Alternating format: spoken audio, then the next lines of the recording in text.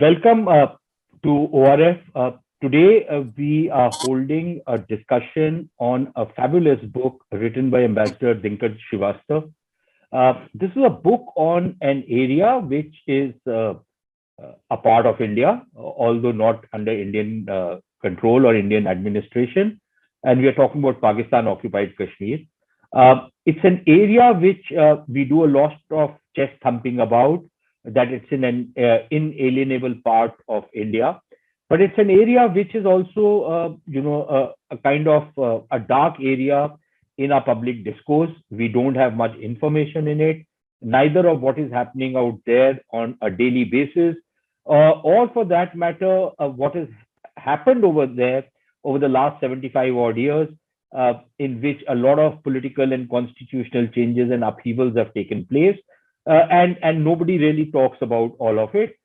We do it to do point scoring, but we don't study the area with the kind of seriousness which we should, a part of India which is under illegal occupation of Pakistan. But Ambassador Srivastava is, to my memory at least, probably the first Indian official to write what is a comprehensive book on the developments which have taken place in POK over the last 75 years. There was an earlier effort, but that was more to do with Kashmir dispute, which was started by his former ministry, the Ministry of External Affairs. And it was a book by a professor by the name of Sisir Gupta, who had written a very comprehensive book. But after that, I think Ambassador Srivastava's book is the first book which lays out in great detail what has happened in POK. So without much ado, let me just first show you the cover of the book, because this is a book that I bought after I read an article by Ambassador Srivastava in the Hindustan Times, I think in August, and it compelled me to buy this book, although Ambassador Srivastava has been a colleague of mine in a think tank I was earlier associated with, Vivekanand Foundation. But I think that article and this book is a must read for anybody who is interested in Kashmir. We have, of course, Ambassador Srivastava, but we also have two other discussants for the book. One is, of course, my colleague Kriti Mathur Shah, probably one of the finest scholars on Pakistan, Kashmir, done a lot of work on both these areas, and she's somebody to watch out for. And then, of course, we have a dear friend and a journalist from Jammu, Zafar Chaudhary, and he is somebody who has been on the wrong side of the border as well, but legally, not illegally. And he's somebody who has traveled in that area and understands that place, has seen it. So it will be very invaluable to have his inputs in today's discussion. So without further ado, Ambassador Srivastava, sir, if you can just introduce your book, and then we'll go to the discussions, and then we'll just have a free-flowing conversation. Thank you, Sudhan, for your very generous words and giving me this opportunity. My book, Forgotten Kashmir, The Other Side of the Line of Control, is based almost entirely on Pakistani, UN, and international sources. And it uses developments in Pakistan as a plane of reference to judge Pakistani actions in POK and Gilgit-Baltistan, rather than using Indian yardsticks. Pakistan claims that that there was an uprising against the Dogra regime in 47. Colonel Akbar Khan, who as serving officer of Pakistan Army led the so-called tribal invasion, has written in his memoirs that the decision to launch the tribal invasion was taken in a meeting chaired by Pakistan's Prime Minister Liaquat Ali Khan. So this was not an indigenous uprising, it was something planned and approved by Pakistani establishment at the highest level. Yusuf Sarraf, a close associate of Chaudhry Ghulam Abbas, Muslim Conference president, he has written that no Kashmiri was consulted in the decision to launch the tribal invasion, even though most of the senior Muslim Conference leadership had crossed over to Pakistan by that time. There's a Sarraf also recounts an anecdote. This is what he was told by Sardar Ibrahim, the first president of POK, that Ibrahim declared provisional government on the basis of 2 midnight calls he received from Rawalpindi, one from Khwaja Rahim, the Rawalpindi commissioner, and the other from the then wife of Colonel Akbar Khan, Begum Naseem. Akbar Khan was a man who was leading the tribal invasion. Why the calls came from Rawalpindi? Karachi was Pakistan's capital. The reason was that then as now, Rawalpindi was the GSQ, and Pakistan Army has played a major role in shaping Pakistan's Kashmir policy since inception. Pakistan's narrative on Kashmir revolves around 2 major themes, Azadi and wishes of the people. How far are they reflected in its actions and policies? And this is not simply a matter of, the accession issue, but also the governing structures Pakistan has created in that territory. For more than 2 decades after Pakistan grabbed this territory, this was run on the basis of rules of business issued by Ministry of Kashmir Affairs. They reflected the wishes of Pakistan, not the wishes of the people of Kashmir. POK got its interim constitution in 1974, and this was followed by a year later by the first elected assembly. The constitutions define powers and functions of elected legislature and government in democracies. POK constitution defines powers of Pakistan within POK. Article 31 vests all the legislative powers, key legislative powers in the council headed by Pakistan's Prime Minister. The powers of the elected assembly were left undefined as residuary powers. Now, this was ruled by proxy, which was much criticized. It took Pakistan another quarter century before they addressed this issue. Under 18th Amendment of POK Constitution in 2018, the Council has been relegated to advisory role, but instead of transferring its powers to the elected assembly, they have now been assumed directly by Pakistan. So Pakistan exercises powers on 32 subjects within POK. This is in addition to foreign defense and currency. And these 32 subjects include all the key taxation matters, strategic highways, and water, the 2 key natural resources of that region. There is also an Article 56 which tells you where the locus of power lies. Article 56 says that notwithstanding anything contained in this constitution, Pakistan, its discharge of its responsibilities, can do whatever it wants. And this article was actually invoked by twice to dismiss an elected president and an elected prime minister. First was General Zia, who dismissed Sardar Ayub Khan in 1977. And second time around in the 90s, Prime Minister Nawaz Sharif dismissed the elected prime minister.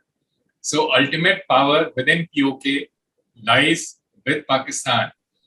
Now, so-called Azad Kashmir or POK is actually a rump. It's just 15% of the territory. 85% of the territory was what is called northern areas. Now it has been renamed as Gilgit-Baltistan.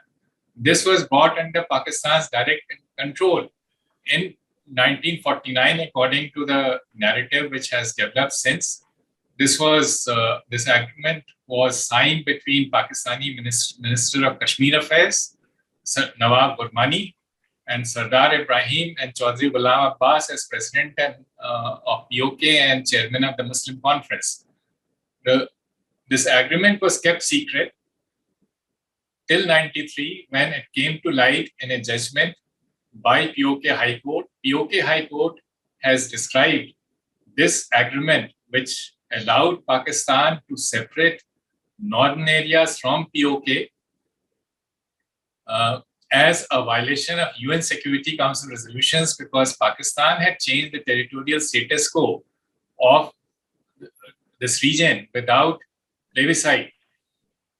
Now, interesting thing is that in his later life, Sardar Ibrahim, the president of POK, a key figure, he denied ever having signed this agreement. He said, "मैंने जिंदगी में और भी गलतियां की हैं, ये गलती नहीं की है." Now, this means that Pakistan had not only decided the UN, India, but also the people of POK. Now, Gilgit-Baltistan, unlike POK got a so-called constitution in 74.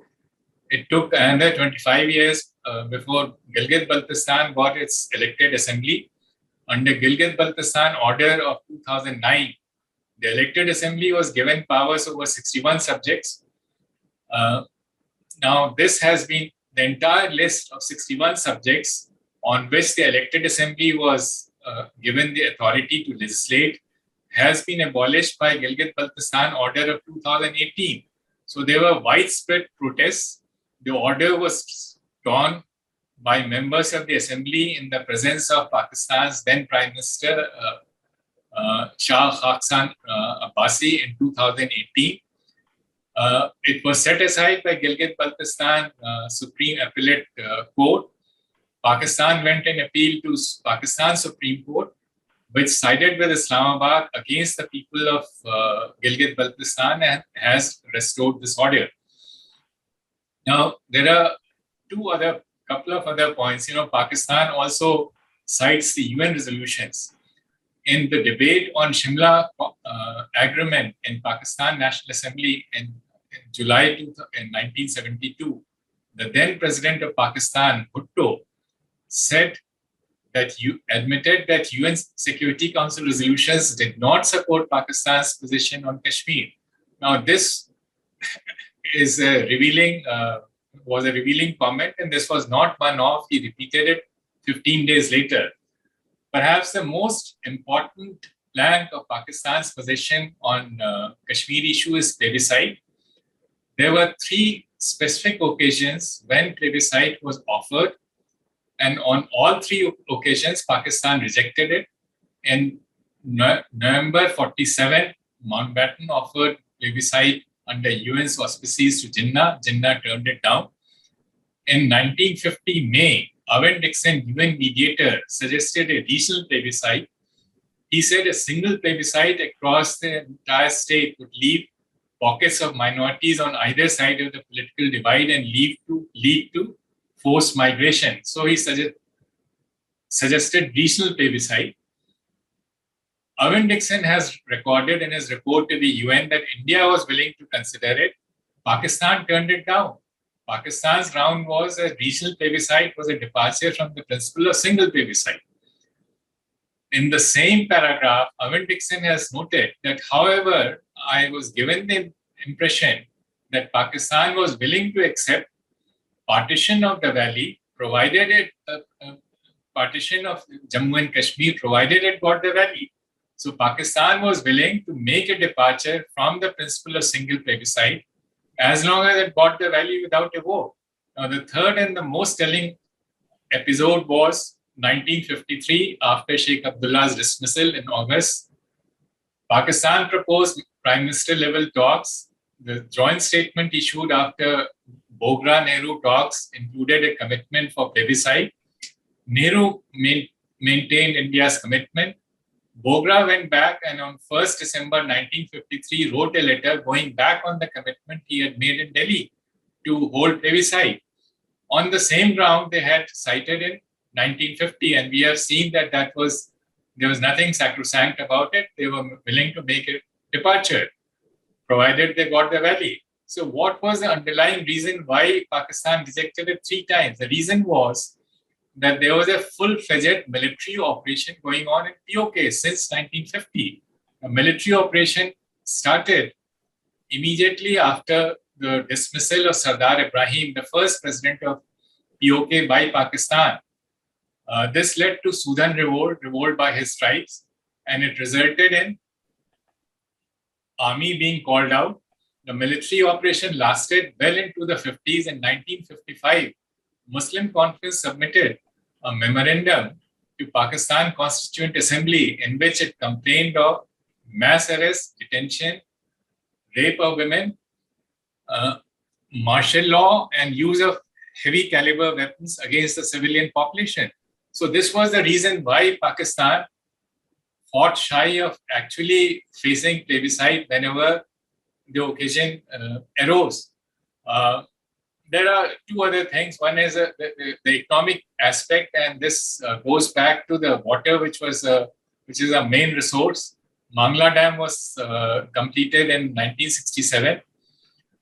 Till 2003, that is 36 years later, POK got no payment from Pakistan for use of the water or the hydropower. When the payment started, it has been paid 15 paisa per unit, as against 1 rupee 10 paisa, that is 7 times higher, paid to Punjab and Northwest Frontier Province. The ground cited was that this is,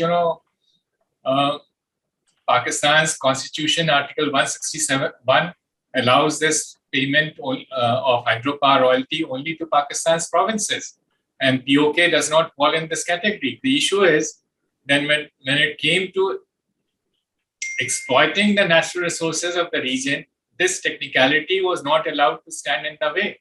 When it came to making the payment, then they cited this. I'll stop here. Thank you. Thank you, sir. That's a good introduction to set the pace for the discussion. Can I invite Kriti to come in first as the first discussant, and then we'll go to Zafar after that. Kriti. Thank you. I would just like to start by echoing what Sudhan said, that the book is absolutely excellent. There are, of course, a lot of books on Kashmir. They cover the history, they cover the politics of the region. There are lots of books on POK out there. But there's no book which is this comprehensive, well-researched and well-written that covers POK and Gilgit-Baltistan. So my congratulations to Ambassador Srivastav. So the book not only, of course, goes through every argument that Pakistan has ever made about Kashmir, it systematically debunks and throws all of those arguments out of the window, be it the invasion of Kashmir, UNSC resolution, UNSIP resolution, plebiscite. Every argument that Pakistan has made about how J&K is governed, every argument that they had made, this book sort of just takes like a red pen and just crosses all of those out based on historical fact, legal precedent. And the best part is that, of course, it uses Pakistani sources against the argument that Pakistan has made. So not only is this book a great asset to scholars of the region, but it will be a great asset to the government as well, sort of as it becomes a handbook to countering Pakistan's arguments. My comments today, I'm just going to not so much summarize different aspects of the book that I like, because there are plenty of those. I'm just going to look at some of the arguments that the book makes and just sort of substantiate or build on that. So, of course, the book begins with the invasion of Kashmir, and it provides the irrefutable evidence from Pakistani sources that it was, of course, a planned operation. And yet Pakistani propaganda continues to say that, India forced or lobbied or sort of got Kashmir's ascension by fraud. And while the book focuses mainly on Meher Chand Mahajan's account, there's also plenty of evidence from British accounts during the time of what happened. And the reality is that India was in no hurry to force Kashmir's ascension to India. There's proof as early as April 1947 that the British did not want to delay the retrocession of Gilgit back to Kashmir. As they were leaving and they wanted to sort of return the land that was on lease, they were eager to do it sooner rather than later. But it was Indian political leaders and Nehru as well who believed that the retrocession of Gilgit should be postponed. And I think it was Nehru who said that by the spring of the following year, the picture of the constitution of the Indian Union would be much more clear, as well as Kashmir's association with it. And he wanted to delay the retrocession because he wanted to sort of maintain peace and stability and give princely state rulers the time that they needed to make their final decision. The British, of course, wanted to wind up affairs soon. They didn't want to delay it. They wanted to complete the transfer of power, but India did not want to delay it. I mean, India wanted to delay the retrocession because they believed that once Kashmir would accede to India, so would Gilgit and Baltistan in its entirety. So this again shows that what happened in 1947 was not how Pakistan says that it happened, and India was not ever trying to seize Kashmir by force. The second is the book discusses a little bit in the chapter on India's discussions at the UN, but the role that and attitude that the British bias played in the way that things turned out in 1947 and 48. So, of course, the British, as we know, was receiving conflicting and different information from Karachi and New Delhi, and their policy in the UN was, of course, a result of these different conflicting pieces of information. And it was also, the British were also influenced, of course, by the impact that Kashmir's strategic location had, how they knew that that pro-Pakistan sort of tilt or pro-Pakistan bias came from the fact that they wanted to maintain good relationships with the so-called Muslim world and the Arab world. And they had different approaches that India and Pakistan, this was during the Cold War, of course, so they had different approaches that India and Pakistan would have towards the Cold War. So and of course, they remained concerned over what has been the biggest issue of the British for decades, the impact that the frontier in Pakistan would now have on Afghanistan, and what that would mean for security. So it was sort of through this colonial lens that the British delegation at the Security Council dealt with the Kashmir issue that obviously had a very pro-Pakistan tilt. Something else that the book touches on slightly is the role played by Noel Baker, who represented Britain at the UN. And he, of course, was no friend of India, which the book mentions. And he always felt that it was a huge mistake that India accepted Kashmir's accession and did not even consult Pakistan before airlifting troops into Srinagar. And he was very successful in his advocacy for Pakistan at the UN. And that, of course, had very serious consequences for not only how British policy at the Security Council evolved, but also the US policy. He was successful in making the UN believe that Pakistan could not be told to withdraw the invaders without there being a change in the government on the ground, and that he wanted the Abdullah government to be replaced by an interim government. And he believed that the UN should not only observe a plebiscite, but hold it under his authority. So the role of the British and their sort of pro-Pakistan bias had a huge impact on the way things turned out in 1947 and 48. The other thing which I would like to mention, which is ironically funny now, is the role that China played at the time. China, out of all the countries in the Security Council, was the most favorably inclined to India at the time. And they were the ones who had called on Pakistan to securely withdraw the raiders. They felt that there needed to be a more specific direction on Pakistan to stop the hostilities. They had also questioned the need to establish an entirely new regime in Kashmir. And they had proposed an interim government which would have the representation of all groups, but which would be headed by an Indian official. So the Chinese were the ones who did not question Indian sovereignty in Jammu and Kashmir. They did not sort of impose the UN administration over the state government, and they didn't question the fact that India had the sole right to maintain forces in the state. So those are some of the points that I just wanted to build on with Ambassador Srivastava, the arguments that Ambassador Srivastava has already made. And once again, my congratulations for such a great book. Thank you. Thanks, Shriti. Zafar Saab, please, the floor is yours. Thank you very much for this opportunity. I'm extremely delighted to be taking part in this discussion in this afternoon, because the subject deals with a region which is of huge interest to my work as well as a part of the historical regions of Jammu and Kashmir. I have been into journalism and a little bit of research for around 22 years, and the initial 5-6 years, when I completely failed to understand, to generate an understanding for myself about the larger Kashmir riddle, then I started going back to the peripheral regions, the Jammu, Ladakh, Gilgit-Baltistan, Skardu, Mirpur, and Muzaffarabad, and then realized that a lot of questions that come to us about, around, and from Kashmir can actually be answered by looking at these regions. And today I am completely convinced that, the final question about Kashmir that we'll have to address at some point in time will have to come from these peripheral regions, because the valley is not able to give the answers to all these questions. So in a certain way, which has been challenged by people in a number of ways, I have been saying that over the past 2 to 3 decades, what is happening in the Kashmir Valley basically a sideshow. The original problem is in Jammu, Mirpur, Gilgit, Baltistan, Skardu, Muzaffarabad. That's how this the entire the conflict, the entire problem evolved. So at the very outset, I want to congratulate Ambassador Srivastava for this brilliant piece of research, which is of course a significant contribution to very slow and very little work that has been happening about generating some understanding, awareness about the area of the erstwhile Jammu and Kashmir and the parts of India which are under administration, control, and occupation of Pakistan. And I mean, it's been a very long time, and people now care very little to know about that. So it's aptly titled, of course, as Forgotten Kashmir, even as I have a little bit of problem with the title.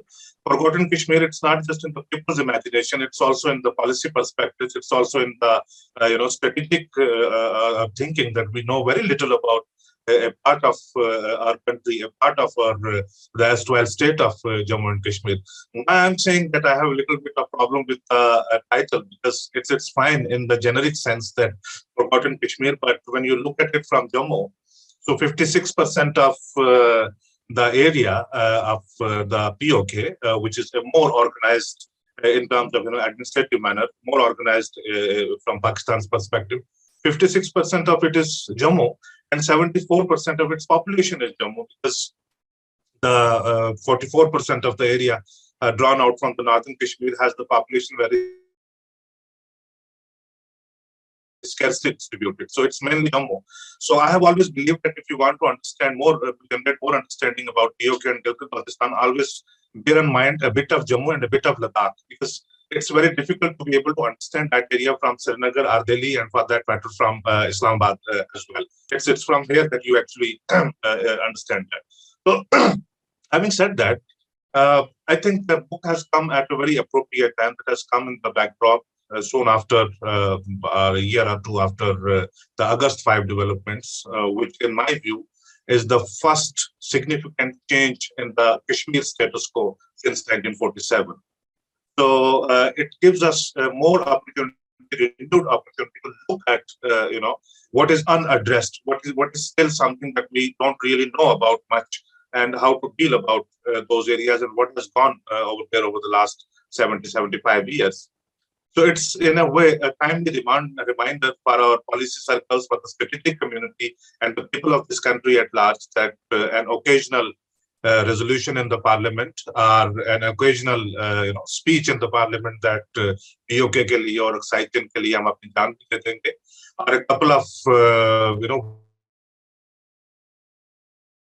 weather broadcasts are not sufficient to deal with an area of huge strategic importance. And people, I don't know, 5-6 million people, so who are essentially part of India, and India absolutely know nothing about their everyday life.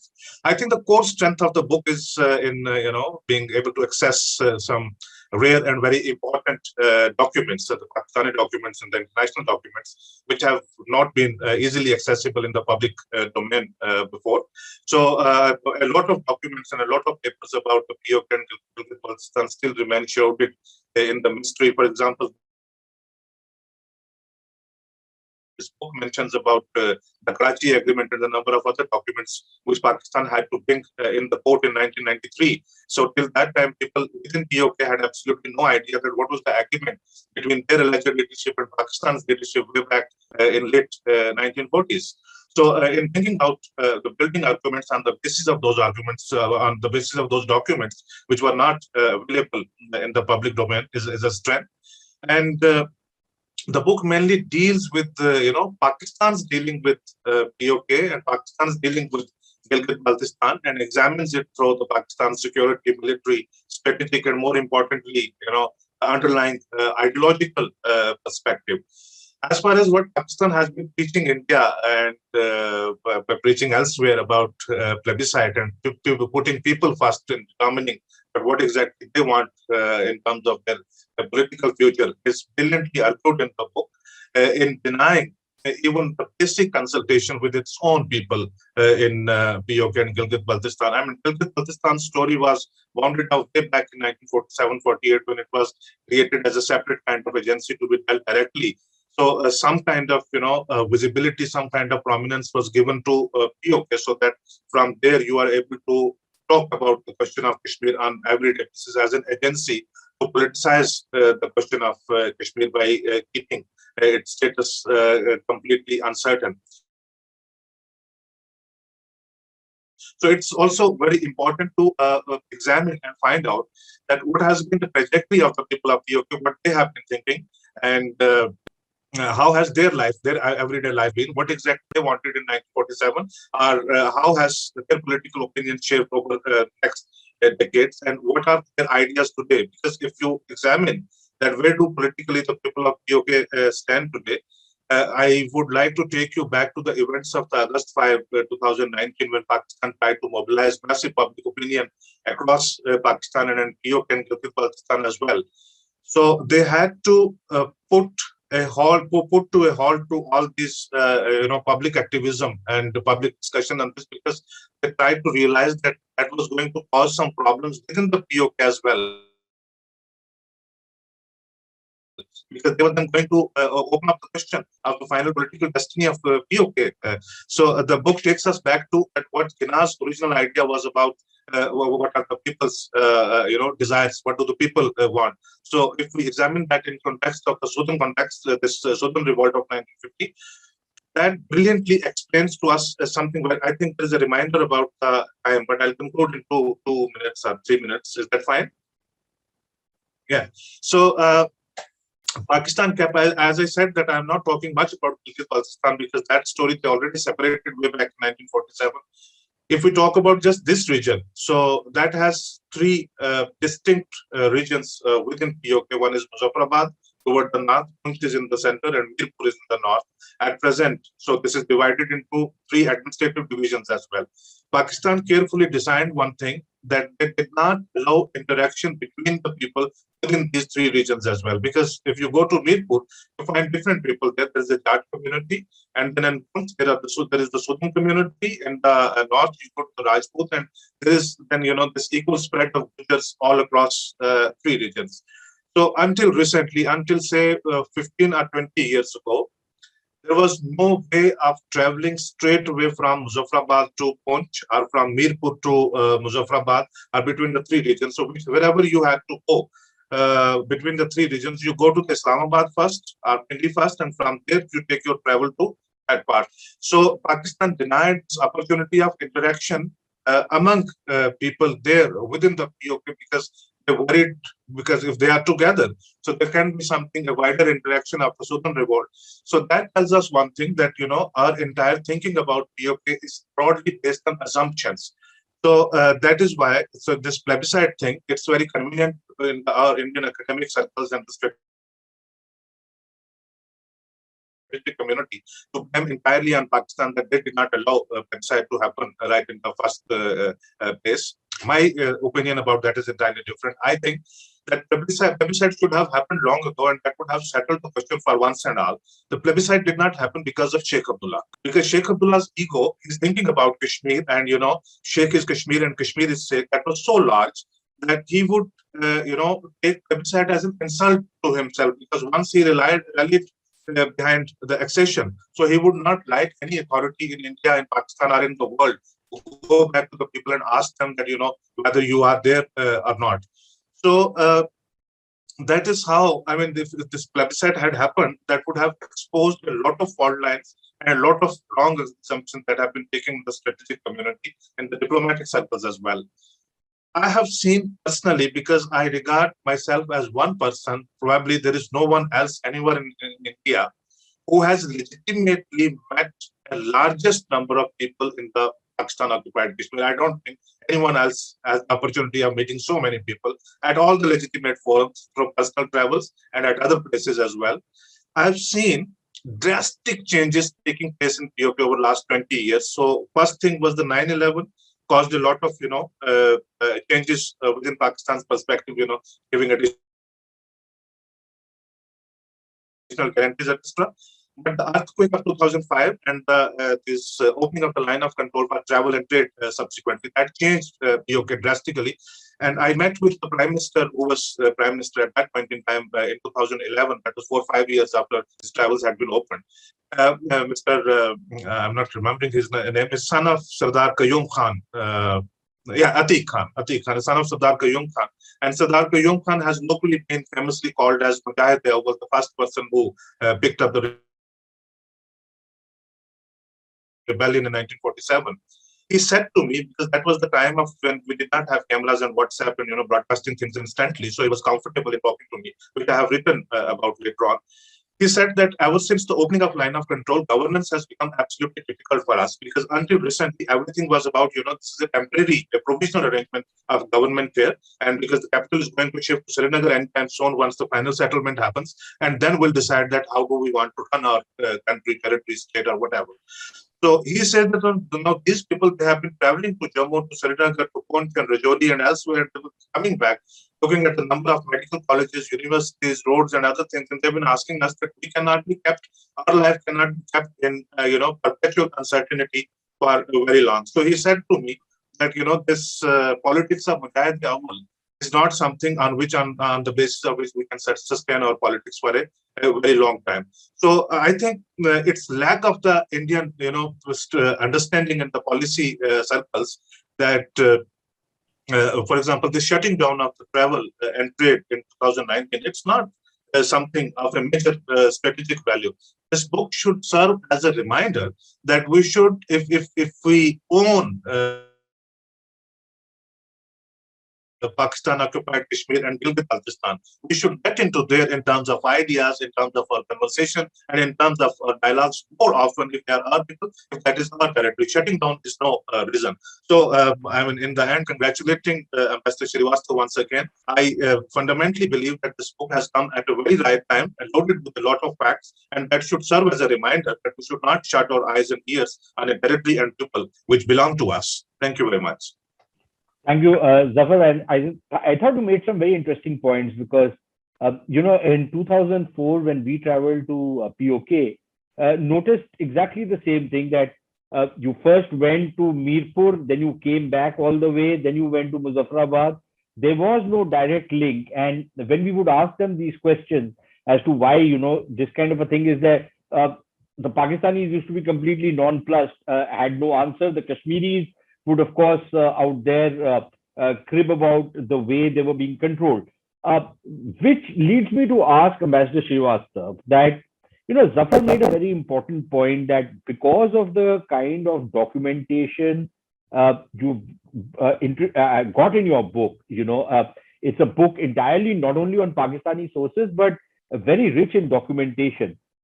And when you read those original documents, which are generally not available, purely from the lawfare point of view, sir, I think we have kind of lagged behind.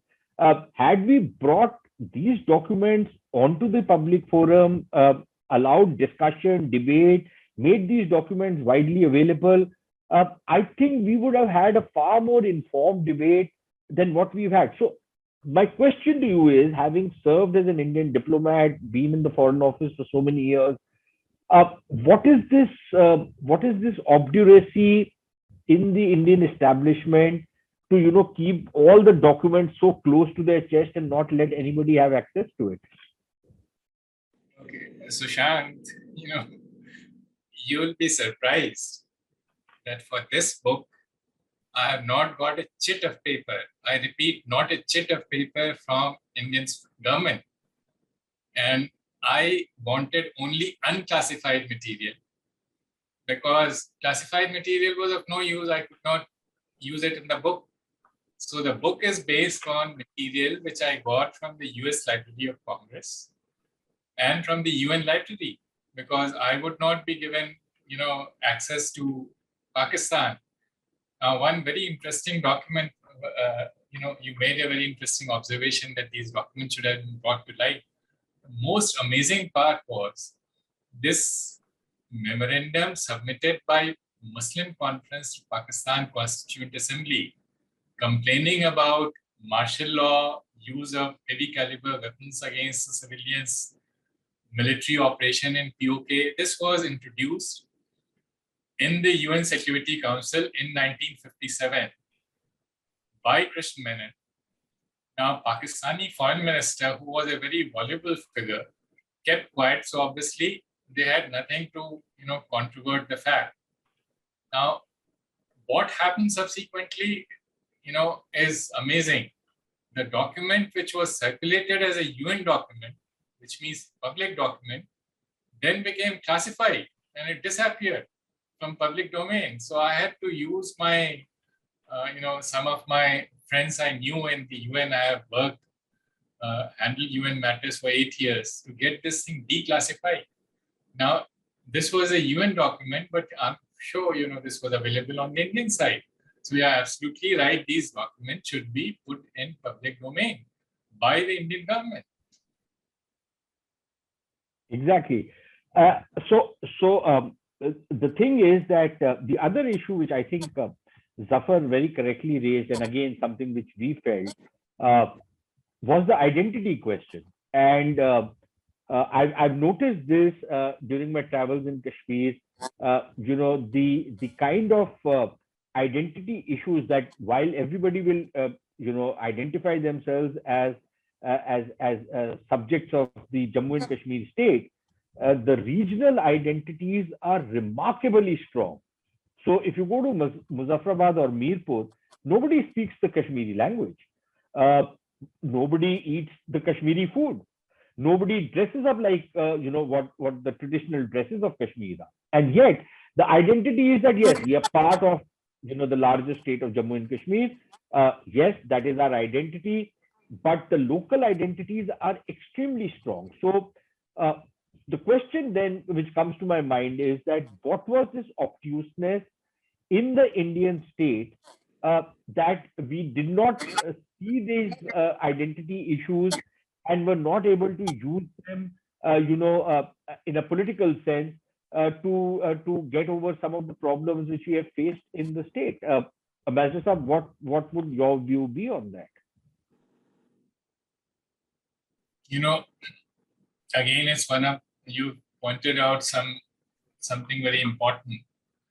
We should have done more to bring out these identity issues, which remain very strong. But I frankly have no answer, because it's completely irrational. And these divisions are very strong.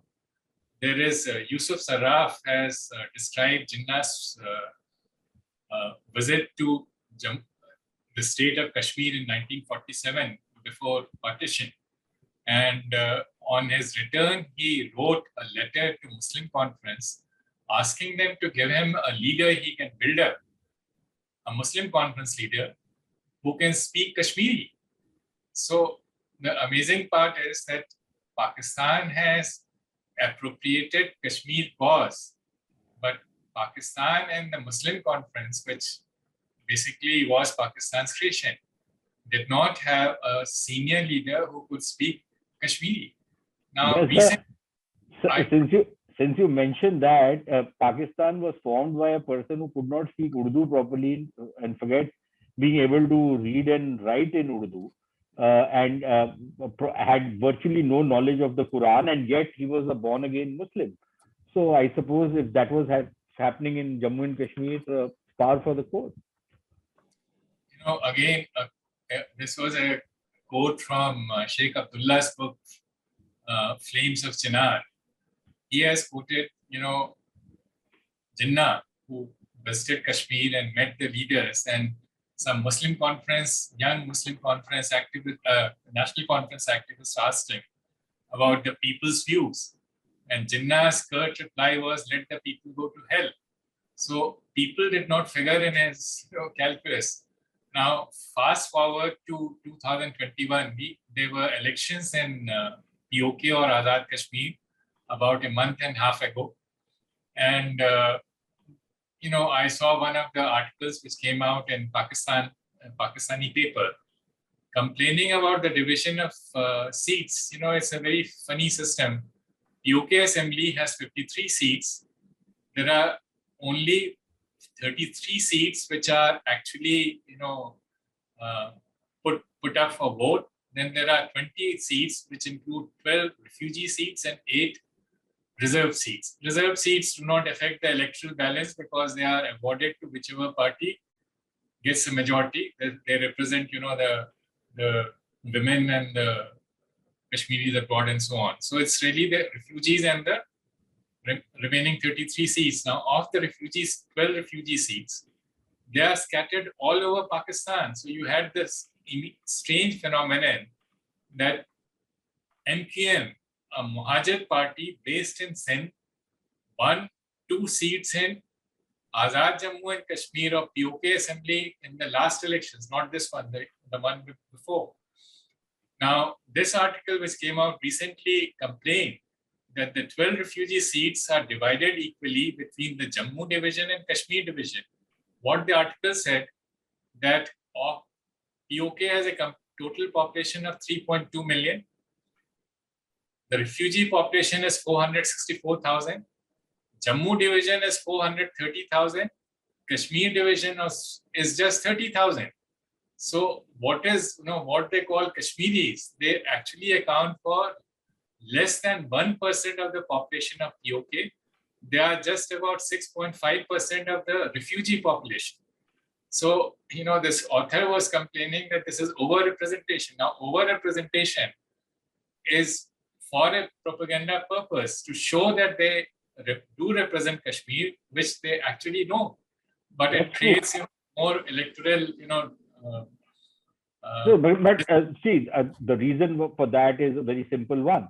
It helps you rig the election much more effectively. The electorates are in some constituencies just about 5,000 or 6,000 strong. But I think we are running out of time, sir. So I would just ask first Zafar and then Kriti to give last comments, a minute, max a minute and a half each, because we need to finish. Zafar? This quick thing deals about the identity. I think, it is India's, Pakistan's and everyone's obsession with the Valley of Kashmir that overlooks the regions, in the periphery of Valley, which is something that has complicated the issues everywhere. And the final thing I would like to say, that time has come that where we also need to examine the question of identity in terms of geography as well, that how geography plays out a role in, distinct identities of people within Kashmir Valley and outside of the Kashmir Valley as well. I mean, what is the harm? What is the problem in recognizing people as equally important in Jammu region, in Ladakh, in Mirpur, in Muzaffarabad, in Gilgit and Baltistan? I understand that there is a centrality of the Kashmir Valley, but that is more importantly in terms of over the last 30 years, that how the valley has suffered in different ways. If you look at the original question, and if you go back when the things started, so that the centrality, this important, has to be put in place about the people who are in the peripheries of the region. And it's a time that, in the academic circles, in the research, and in the strategic community, this identity question is also examined through in context of geography as well. Thank you, Zafar. Kriti, final comments, please. 1 minute.